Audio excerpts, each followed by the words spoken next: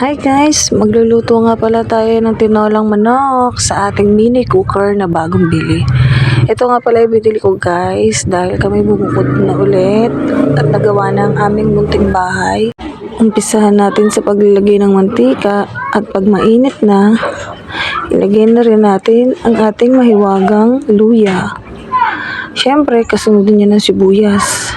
Kita-kita niyo naman umuusok-usok pa. Ganyan siya kabilis uminit guys. Sundan na natin ang manok. Gigisa lang natin ang manok para naman lumabas ang kanyang lasa. Tingnan nyo. Ang mga 6 na tipak pala yung nailagay ko dyan na kasagsagan lang yung tipak. Tapos tinaklubang ko. And then, hinalo-halo. Kitang-kita nyo naman ang init-init niya. Ang bilis niya talagang uminit guys. Kaya kung nagdadalawang isip pa kayong bumili, huwag na. Kita niyo naman kung paano siya habang nagluluto ako. Ayan, medyo luto-luto na siya.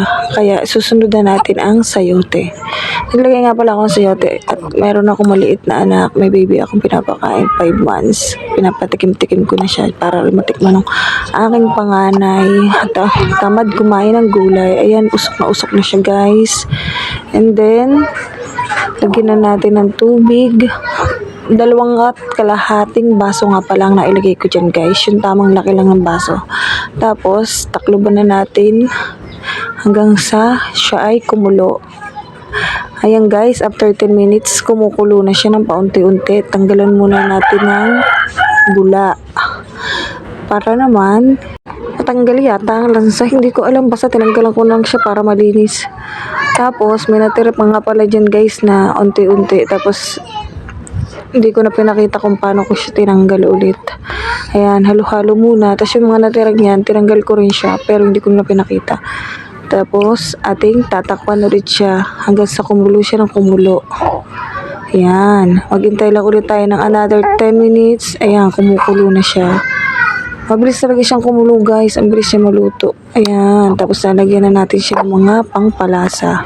Okay, pangpalasang magic. Sunod natin ang paminta. At isunod na rin natin ang kaunting asin. Ayan. Nakadalawang nga pala ako dyan ng asin kasi unti ng ko. Tapos halo-halo lang. Halo-halo hanggang maluto. Ito nga pala guys, kung gusto nyo bumili, meron ako yan sa aking basket. Tsaka sa link. Papasa ko sa inyo. Ayan guys, luto na. Click nyo na lang yung aking TikTok at saka yellow basket ko, ipapasa ko dyan ang link. At saka ito nga pala yung baunan. Ito nga pala yung naluto ko guys. 2 ganito. Sa baunan na ito. Hanggang sa muli, paalam!